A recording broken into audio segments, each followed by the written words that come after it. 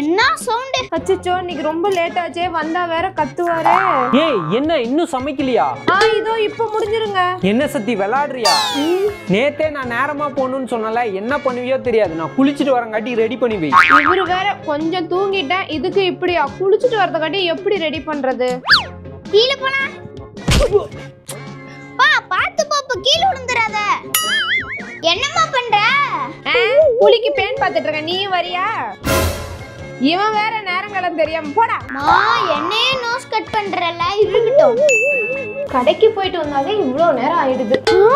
அம்மா வராங்க இப்ப பாரு. டக்குன்னு வந்து மொபைல் எடுத்து பொசிஷன்ல நின்ற வேண்டியதான். டேய் பிரணேஷ், என்னடா பண்ற?